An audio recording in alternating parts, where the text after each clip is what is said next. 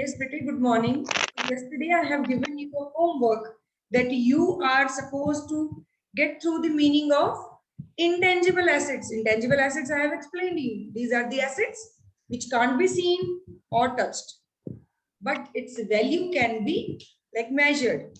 So the name of the assets I have already told you. I ask you to go through the meaning. So how many of you have done this homework? Raise your hand. Who can give me the meaning? Okay, Harmeen Kaur. Beta, you can tell one asset only. Copyright.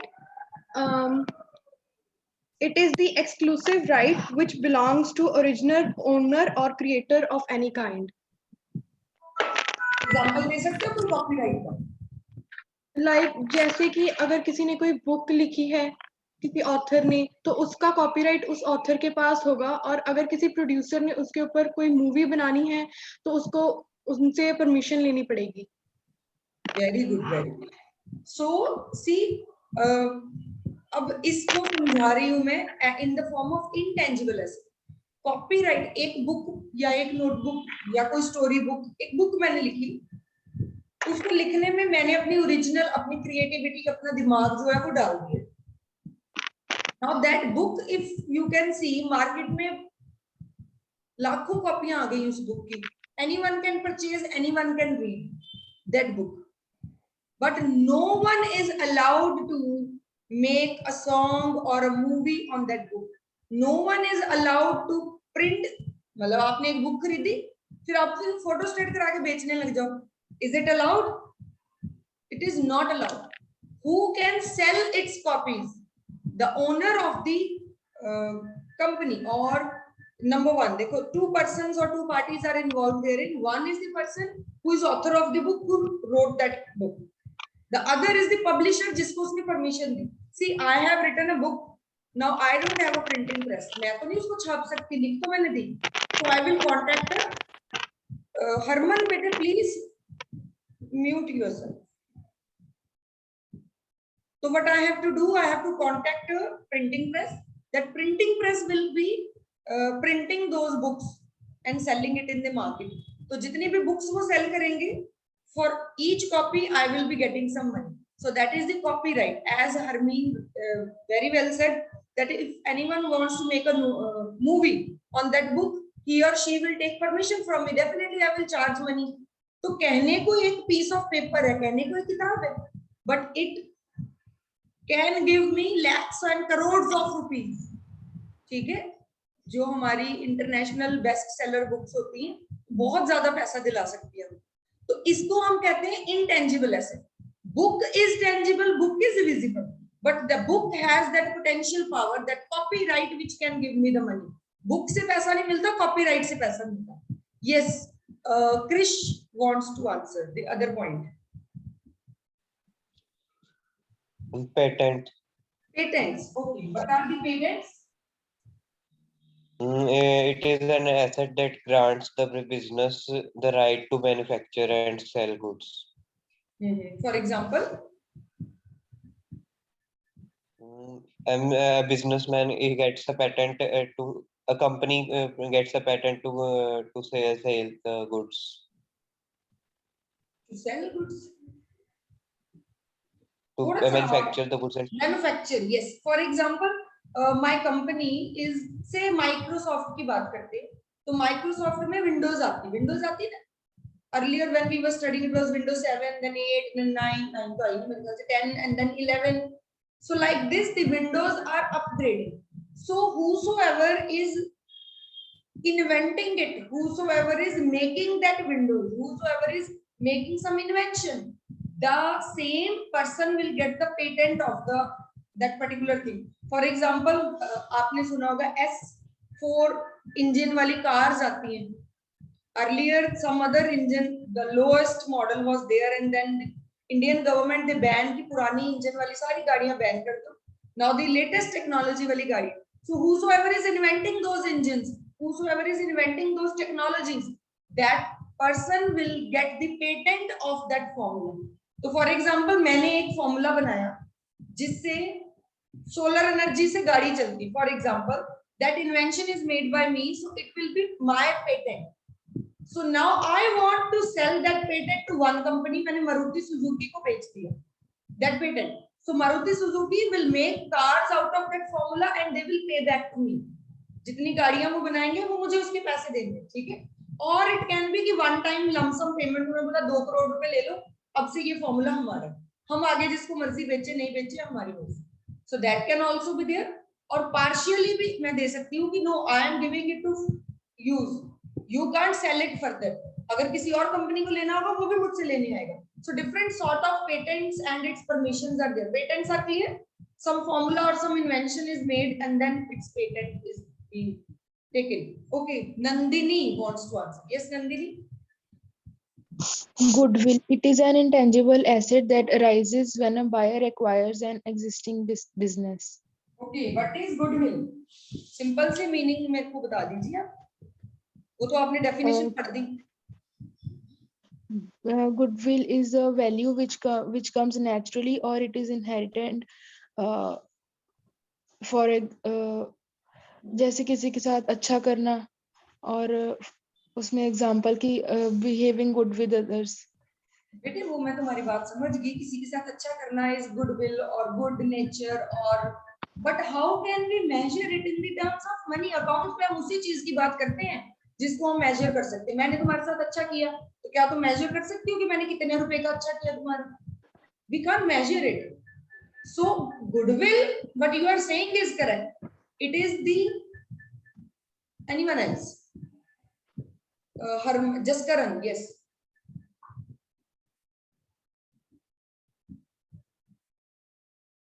Jaskaran, yes. Ma'am दूसरा answer देना था मैं. दूसरा दे. Trademark. Trademark. Okay, फिर आप wait करिए, पहले हम गुडविल क्लियर कर लें and then we will go with the trademarks. Okay, Sifat Preet, you can answer goodwill. हम गुडविल जैसे एक रेपुटेशन होती है कंपनी की कि वो बहुत अच्छी है और उसके प्रोडक्ट्स अच्छे हैं और कस्टमर्स उसकी गुडविल के कारण उसके प्रोडक्ट्स ज़्यादा बाय करते हैं, तो ये हमें नेचुरली प्रॉफिट गेन में हेल्प करती है. Yes yes yes, very good. But how can we measure? Again हमारी कंपनी अच्छी है, कंपनी के प्रोडक्ट अच्छे हैं, कस्टमर बाय भी करते हैं. हाउ आई कैन मेजर कि ये कितने की गुडविल है? Amount how can I measure? Measure तो मैम प्रॉफिट होएगा तभी कर पाएंगे. Very good. It will be, you are very right, we will be able to calculate on the basis of profit earn. अगर आपके बिजनेस को कैसे पता चलता है कंपनी अच्छी? प्रॉफिट ही प्रॉफिट हो रहा है, एवरी ईयर सेल इंक्रीज हो रही है, प्रॉफिट बढ़ रहा है, कस्टमर बढ़ रहा है. So on that basis we will be able to calculate कि हमारा इतना % प्रॉफिट होता है. अब मैं एक एग्जांपल लेती हूँ. आपके फगवाड़ा में सबसे अच्छा, सबसे अच्छी, सबसे टेस्टी मिठाई किसकी होती है? सुधीर. सुधीर की. Okay, so for example Sudhir sweets जो है shopkeeper, he want to sell its shop, वो अपना बिजनेस बेचना चाहता है. So how he will be able to calculate the value which he is going to charge from the customer, जिसको वो बेच रहा है अपना business. How he will calculate? पहले वो देखेगा दुकान की जमीन कितनी है, जमीन की वैल्यू कर दी, लैंड की, उसके ऊपर बिल्डिंग कितनी बनी है, बिल्डिंग की वैल्यू कर दी, उस दुकान के अंदर कितना फर्नीचर लगा हुआ है या इक्विपमेंट्स जितने हैं, फ्रिज कितने हैं और व्हाट एल्स, उसकी वैल्यू कर दी. उस दुकान के अंदर स्टॉक कितना पड़ा है, मिठाइयां कितनी पड़ी है और सामान कितना, उसकी वैल्यू कर दी. Is that enough? इसकी वैल्यू तो 10-20 लाख होगी बड़ी मुश्किल से. तो सुधीर एक नाम बन गया है मार्केट में. किसी को भी पूछो फगवाड़ा में सबसे अच्छी मिठाई लेनी है तो कहां से ले? सुधीर से लाए. ओके, फिर तो टेस्टी होगी. So it has a goodwill in the market. Goodwill means it has a reputation, it has a name in the market that if Sudhir is charging 10 rupees extra on any type of mithai, 360 rupees per kg, for example, एक मिठाई को बेचता है, अगर कल को आप जाओ और वो 360 से 380 भी कर दे, if you like that sweet, you want it from Sudhir, you will definitely pay 380 rupees. This is called as goodwill, that your name and your quality is that customer is ready to buy no matter what. Customer आपकी दुकान पे ही वापस आता है. अब सुधीर क्या करेगा? जब किसी को दुकान सेल करता है वो कहता है मेरी तो गुडविल बहुत है, मेरे को 50 साल पुरानी दुकान है, in the past 50 years I have earned this name, I have earned this customer and fan following जिसको कहते हैं, तो मेरा तो नाम ही चलता है. अगर मैं गंदी सी मिठाई भी बेचूंगा ना तो सुधीर सुधीर की शॉप से आई है, ये कह के लोग खरीद लेते हैं। ठीक है जी। सो in this way what they will do, he will calculate the value of profit he earned in the previous year, on the basis of that profit, on the basis of the previous year 3-4 साल का profit निकाल के उसकी average निकाल के that money he will charge.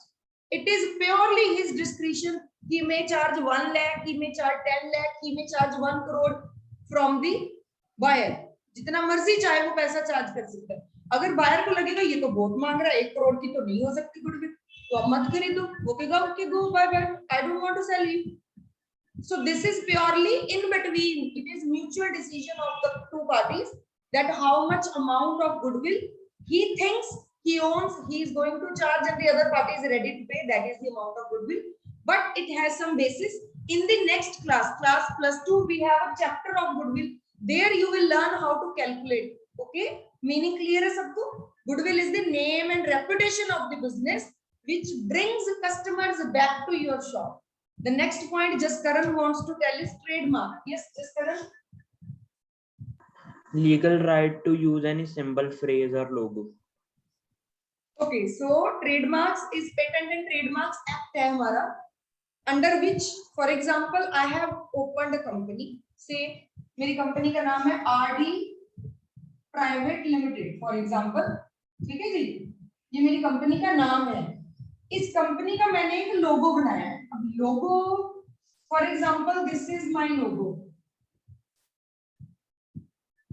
ऐसे कुछ भी बना दिया मैंने, इजी सा लग रहा है ना। चलो यही है मेरा लोगो फॉर एग्जांपल ऐसे। तो दिस इज माय लोगो। और please tell me, can I keep this as my logo? ये ऐसा लोगो रखना चाहूं तो कैन आई कीप? मुझे ये वाला लोगो पसंद है, ठीक है, बड़ा easy. Can I keep it? Anyone of you can answer? No, ma'am. No, I can't keep. Why? no, क्योंकि मैम ये नाइकी कंपनी का लोगो है। Because ये सिंबल ऑलरेडी किसी और ने अपने नाम पे रजिस्टर किया हुआ है। Whenever you are getting a symbol registered on your name, it becomes trademark. Trademark Act के अंदर आपने इस सिंबल को अपने नाम पे दिया। अब ये वाला सिंबल नाइकी चाहे कल को यूज करना तो वो यूज नहीं कर सकते। अगर कोई भी और ब्रांड कोई नई कंपनी खोले, मान लो कि RD के नाम से किसी और का नाम भी है, वो कहता है कि मेरी कंपनी का भी यही सेम नाम है तो मैं यही सिंबल रखना चाहता हूं, तो it is not allowed. What is trademark? Trademark is a symbol which is unique identity of the company which brings again asset. हम इसको क्यों बोलते हैं? Why we call it an asset? Because इसको देख के कस्टमर हमारा सामान खरीदते हैं। खरीदते हैं कि नहीं? आपने कोई जूता खरीदा, मान लो ये एक जूता है, लग तो नहीं रहा बट इट इज अ शू। इस जूते के ऊपर ऐसे टिक का निशान बना है, तो आप इसको ले लोगे? ऐसे ही एक और जूता है, उसके ऊपर ऐसे 2 स्टार बने हैं और RD लिखा है, आप इसको लोगे? आपने ये नाम ही कभी नहीं सुना कि ये कौन सी कंपनी RD के नाम से जूते मिलते हैं? हमने तो सुना ही नहीं कभी। तो आप कौन सी ब्रांड की चीज लेते हो? आप कौन सी कंपनी की चीज लेते हो जिसकी गुडविल है मार्केट में? और कैसे आपको पता चलता है कि वो ओरिजिनल है? With the help of the trademark. आप उसका ट्रेडमार्क देखते हो, इसको देखते ही आप चीज खरीद लेते हो। आप गाड़ी लेने गए, कोई सेकंड हैंड गाड़ी आपने कोई और लेनी थी, आप जहां गए शॉप पे, उन्होंने आपको एक गाड़ी दिखाई जिसके ऊपर जैगुआर का साइन था। Will you be ready to buy that car? हंस के लोगे आप, बोलोगे जैगुआर मिल रही है हमको, तो डेफिनेटली वी विल बाय। वो सिंबल ही काफी है कस्टमर को अट्रैक्ट करने के लिए। बंदे को उसकी डिस्क्रिप्शन देने की जरूरत भी नहीं है। जो सेलर होगा ना, उसको फीचर भी बताने नहीं पड़ेंगे गाड़ी के। बंदा क्योंकि जैगुआर का है ना साइन, बस तू दे रहे भाई जितने की भी है ये गाड़ी, मेरे को 10 लाख का बजट है, 10 लाख में आती है। हाँ जी सेकंड हैंड है, मैंने सर ले जाओ, तो फटाफट ले लोगे because the trademark. Got it? So all these assets are the intangible asset. Again copyright means आपने बुक लिखी, आपके पास उसका कॉपीराइट है। पेटेंट मींस आपने कोई फॉर्मूला इन्वेंट किया हो। इसलिए फॉर्मूला दिखता कई तरह का फॉर्मूला है एक पेपर पे, लेकिन वो आपको करोड़ों रुपए दिलवा सकता है। So that is It's intangible nature that can help you to earn a lot of money. Goodwill, again, goodwill कोई ऐसी चीज नहीं है कि दुकान पे पड़ी है आपको दिख रही है ये इसकी गुडविल है, इसकी ज्यादा इसकी कम है, ऐसा कोई गुडविल का मीटर नहीं होता. But goodwill can be valued on the basis of the fan following कितनी है, कस्टमर बेस कितना है, how much profits they are earning. And trademarks is the brand mark और द कॉपी क्या था symbol which is being registered by the company on its name. Okay जी, so I hope tangible intangible assets are very much clear to you. Clear है बेटे? Other than this, there are some more types of assets. आपको मैं ऐसे बता देती हूँ. एक होते हैं wasting assets. क्या होते हैं? Wasting assets. लिख लीजिए, शायद बुक में नहीं हो. Now, what is the meaning of wasting assets? सुनने में लग रहा है जो waste है. Waste मतलब कि काम के नहीं. But actually, this is not wasting assets. हम उन assets को कहते हैं जो यूज करने के साथ साथ डिप्लीट होते हैं. For example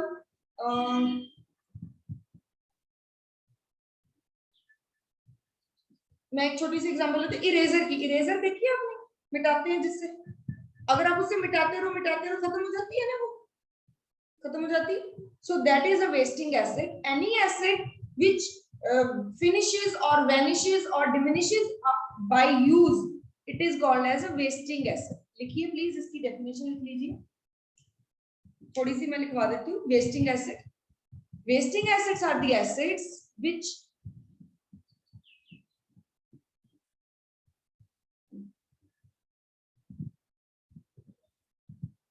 depleted or vanishes with regular use. ठीक है. For example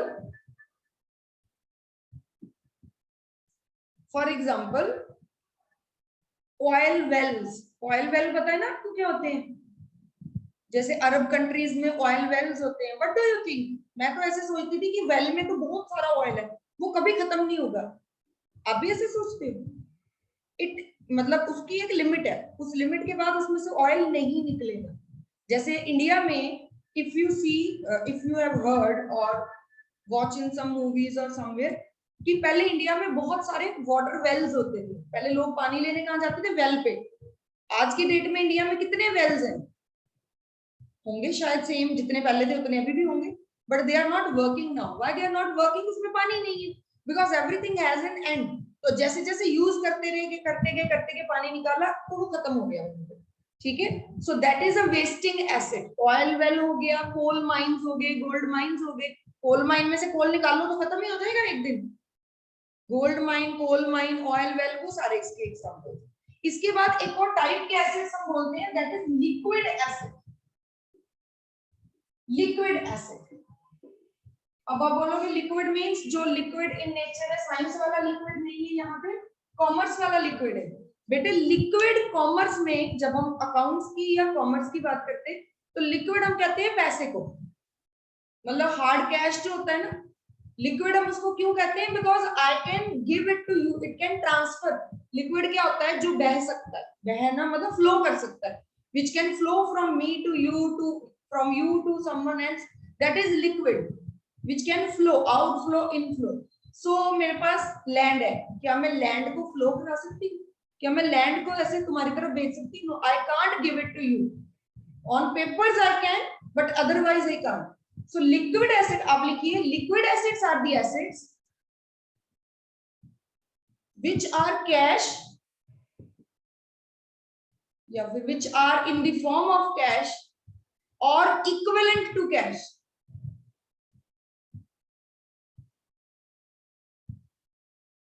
equivalent, cash equivalent भी हम इसको कहते हैं, cash equivalence.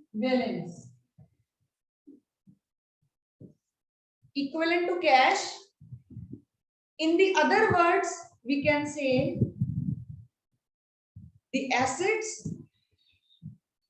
which can be converted in cash in a period less than 3 months. 3 months से पहले जिसको हम कैश में कन्वर्ट कर लें वो हमारे कैश इक्विवेलेंट्स होते हैं, उनको हम लिक्विड एसेट्स भी बोलते हैं. ठीक है जी.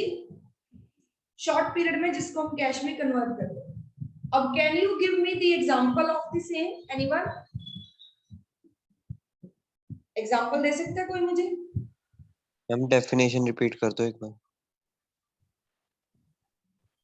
डेफिनेशन लिखवाई क्या मैंने तुम्हें? Okay, liquid assets are the assets which are in the form of cash or equivalent to cash. In other words, these are the assets which can be converted into cash in a period less than 3 months. Less than 3 month में हम इसको cash में convert कर सकते हैं। Example नहीं पता है, लिख लीजिए। Example can be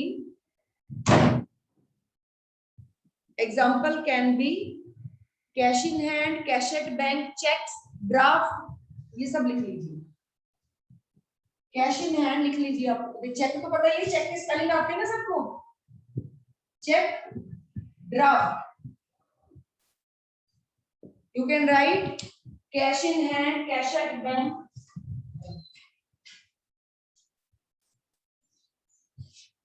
cash in hand, cash at bank, cheques, draft. ये चेक और ड्राफ्ट क्या होते हैं? बैंक में यूज होते हैं टू कन्वर्ट कैश। लाइक एक बंदे ने दूसरे बंदे को कैश कन्वर्ट करना है, ट्रांसफर करना है, तो चेक्स और ड्राफ्ट कैन बी यूज। तो चेक फॉर एग्जांपल आपको किसी ने दिया, तो विद इन 3 मंथ क्या मतलब विद इन 1 वीक ही कैश कन्वर्ट हो जाता है चेक को। So this is also equivalent. इसके अलावा एक और एग्जांपल होती है मार्केटेबल सिक्योरिटी। ये भी लिख लो, मार्केटेबल सिक्योरिटी। ये +2 में भी आपके काम आएगा पूरा topic. Marketable security, marketable securities का मतलब क्या होता है? ये भी हमारी शॉर्ट टर्म इन्वेस्टमेंट्स होती हैं जो विद इन 3 मंथ हमारी कैश में कन्वर्ट हो जाए। Okay, have you written it? चलिए नेक्स्ट हमारे पास मैम वेस्टिंग एसेट्स का कर दो एक बार रिपीट। क्या रिपीट कर दो? डेफिनेशन।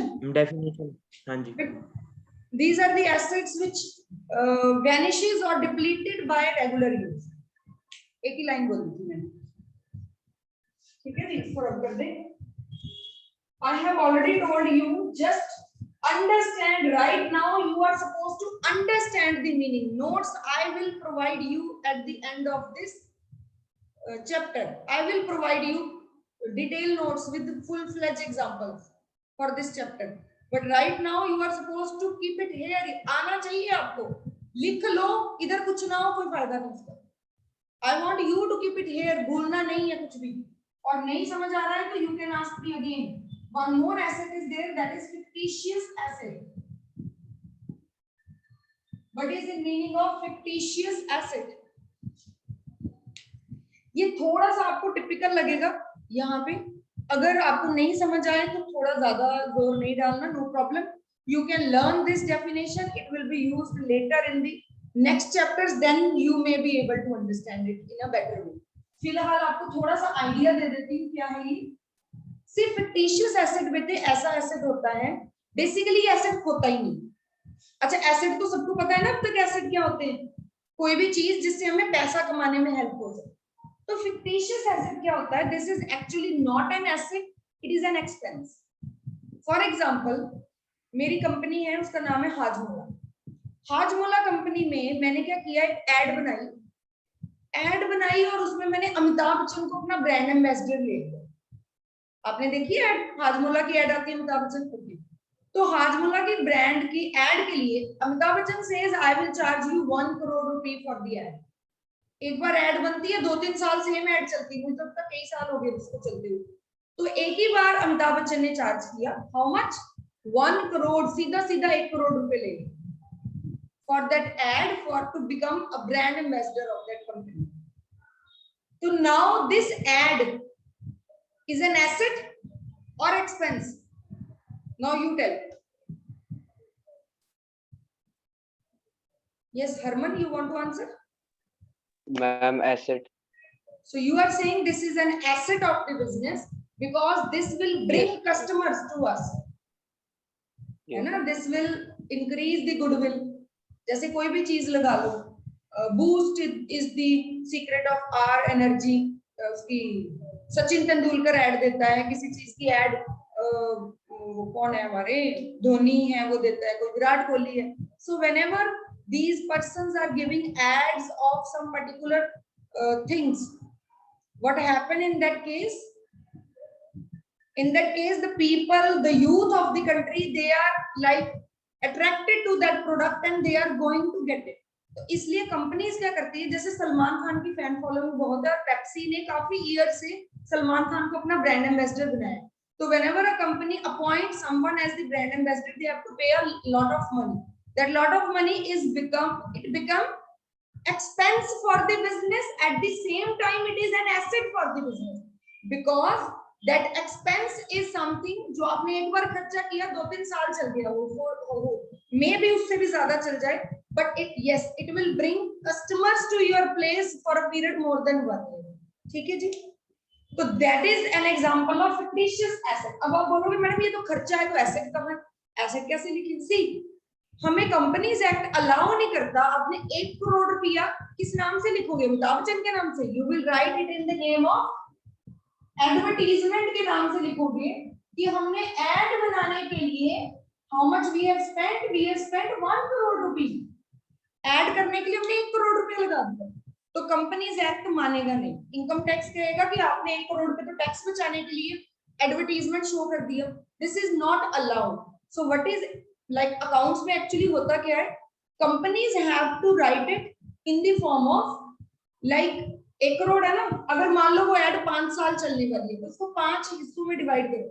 1 करोड़ को 5 से डिवाइड करो, कितना आता है? How much?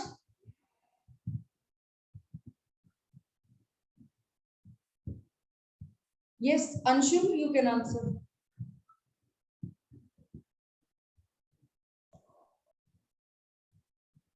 Anshu, you can answer. You are unmute. Speak up. But you are not audible. I don't know why. Otherwise, you are unmute.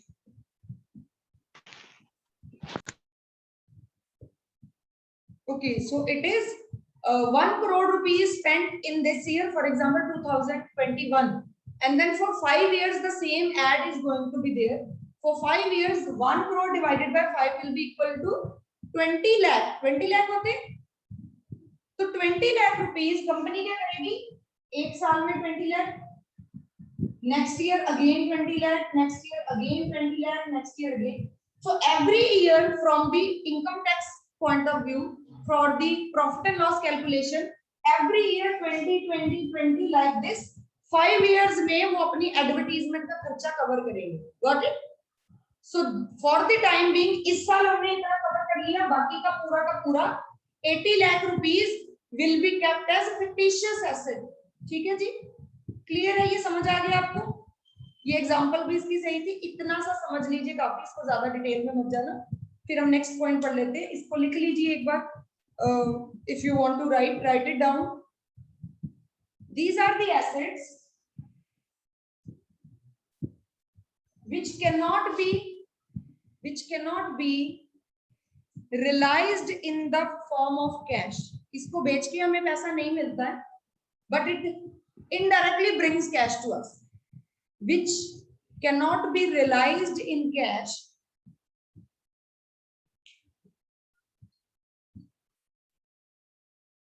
but actually they are expenses. They are expenses नहीं, expenditure word लिखते हैं हम. कौन सा word लिखेंगे? Expenditure. They are expenditure of the business. बाद में बताऊंगी expenditure और expense में भी difference है. They are expenditure of the business which is not yet written off. ये line please लिख लीजिए. Not yet written off. ये आर लिखा है मैंने, और मत लिखना. These are the expenditure which is not yet written off. जो हमने अभी तक राइट ऑफ नहीं किया है, जो खर्चा, ये हम आने वाले ईयर्स में करने वाले. सो एग्जांपल के लिए लिख दीजिए advertisement expense. Advertisement expense is enough. Okay, इसके बाद 2-3 और कुछ छोटे छोटे टर्मिनोलॉजी हम कर लेते हैं। एसेट्स को हमने काफी ज्यादा टाइम लगा दिया, इसको रब करते हैं। ये डेफिनेशन काफी है, इतनी रब कर दो। It is expenditure which is not yet return of, इतना सा याद कर दो। इसके बाद हमारे पास टर्म्स हैं। कल हमने टर्म एक डेटर और क्रेडिटर टर्म ऑलरेडी कर चुके हैं। इसके बाद हमारे पास एक टर्म है insolvent. Now what is the meaning of insolvent? ये इंसॉल्वेंट किसको कहते हैं हम? I think I have already told you, insolvent beta is a person who is not in the condition to pay off its liabilities. You can write any individual or business whose whose liabilities exceed its assets. I lick this you. Whose liabilities exceed its assets. Liability ज्यादा होगी asset से, क्या हो जाएगा? Insolvent हो जाएगा। हिंदी में पंजाबी में उसको क्या कहते हैं? उसका दिवालिया निकल गया, मतलब दिवालिया हो गया वो बंदा। Is not in the condition to pay off its debts, is not in the conditions to pay off its liabilities, he is called as insolvent. ठीक है, insolvent is a person who is declared by the bank. अपने आप को कही जाए मैं insolvent हूं, it is not allowed. who will announce him as an insolvent? Court has the power to announce that this individual is a insolvent because his liabilities are more than the assets. He is not in the condition to pay. Okay, then we have studied a word debtors. आपने पढ़े थे debtors, पढ़े थे। debtor दोबारा नहीं लिखने हैं, ऐसे समझने के लिए मैंने ये लिखा वर्ड। जो हम पढ़ने जा रहे हैं वो है bad debts, क्योंकि ये रिलेटेड है इसलिए मैंने साथ साथ में लिख दिया। What is debtors and what is bad debts? Debtors आपको मालूम है? Any one of you can raise your hand to tell me what is the meaning of debtors? बताया था ना, बी साइलेंट होता है, इसको डेटर बोलते हैं। Anyone? No one? Okay, one only. Nandini. Okay, Nandini, you can answer. Debtors are the customers to whom goods are sold on credit by the businessman. Very good. These are the persons जिसको हमने goods credit पे cell किए थे, उन्होंने मेरे पैसे देने। For example, एक और सिंपल सी एग्जांपल ले लूं अगर, हाँ ठीक है ये that's fine। तो अब उनको हम कहते हैं debtors। अब उनमें से फॉर एग्जांपल 4 बंदे थे, A, B, C, D, सबने मेरे 5,000 देने थे। कितने पैसे देने थे मेरे? 5,000 रुपीज इन चारों ने देने थे। Not visible. ABCD 4 पर्सन है, चारों ने मेरे 5,000 रुपए दे दिए। इनमें से A ने दे दिए, B ने दे दिए, C ने हाफ पेमेंट करी और D ने 0 पेमेंट करी, कुछ भी पैसा नहीं दिया। ठीक है जी, A ने मुझे फुल पेमेंट कर दी, इसने मुझे फुल पेमेंट कर दी, इसने मुझे हाफ पेमेंट की, इसने मुझे 0 पेमेंट की। तो हम इन दोनों को मैं बोलूंगी गुड डेटर। क्या बोलूंगी इनको मैं? Good debtor. ये मेरे गुड डेटर है। ये वाला मेरा पार्शियली गुड है और बाकी का बैड डेट है। ये भी मेरा बैड डेट है। बैड डेट का मतलब होता है वो डेट जो मेरे पैसे वापस नहीं कर रहा है, जो पैसा मर गया मेरा, जो पैसा मर गया है मेरा, उसको मैं बोलूंगी बैड डेट। मुझे पता है it is not going to come back. For example हमारे स्कूल में किसी बच्चे ने एडमिशन ली, एग्जांपल के लिए ले रहे हैं, लास्ट ईयर वो पढ़ता था, किसी भी क्लास में लगा लो, फर्स्ट क्लास में, पूरा साल उसने पढ़ाई की लेकिन पैसे नहीं पे किए। At the end of the year उसने टीसी ले लिया, उसने फीस भी नहीं दी, टीसी भी ले लिया। तो वो स्कूल के लिए क्या बन गया? बैड डेट बन गया, because that money will never come back. That child has left the school, he has not paid the money, he is called as bad debt. Debtor वो कौन है? डेटर तब तक है, जैसे मान लो आप पढ़ते हो ना, आप स्कूल की फी पे करोगे, so you are debtors of the business who are going to pay money to the business. आपने अभी तक पे नहीं किए, you will pay it in the coming future. If you will pay, you will become good debtor. If you will not pay, you will become bad debts. लिखिए please, समझने के लिए। समझ आ गया ना बैड डेट क्या है? जो पैसे नहीं देते। Bad debts are the debtors, bad debts are the debtors from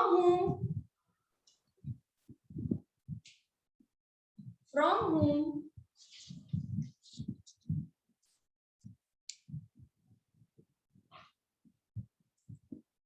the amount becomes irrecoverable.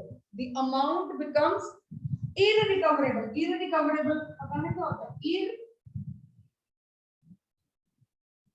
Irrecoverable. अलग अलग मैंने कर दिया इसलिए ये भी मतलब पास से irrecoverable, जिससे पैसा हमें कभी वापस नहीं मिलने वाला. इंसॉल्वेंट हो गया. ओके. इसके बाद क्रेडिटर्स. अच्छा, एक और वर्ड है जो शायद मैंने पहले मिस कर दिया था. Attendance form I have already shared with you. Beta, please fill it in well in time. Less than 1 minute is left. Okay. So debtors हमें पता है ना बेटे? Debtors, all of you know what is the meaning of debtors. See, there are so many debtors: A debtor, B debtor, C debtor, D debtor. इन सब को collectively अगर मैं बोलूं तो इनको बोलते हैं sundry debtors. क्या बोलते हैं? Sundry debtors. बहुत सारे डेटर्स को अलग अलग मैं बोलूं तो वो डेटर्स है. अगर मैं कलेक्टिवली बोलूं तो उसको कहते हैं सन्ड्री डेटर्स. सिमिलरली क्रेडिटर्स का भी है. बहुत सारे क्रेडिटर्स हैं अलग अलग कंबाइन करके अगर मैं एक अकाउंट बनाती हूँ उसमें डाल देती हूँ. It is called as sundry creditor. Sundry word का वैसे मीनिंग होता है which is related to date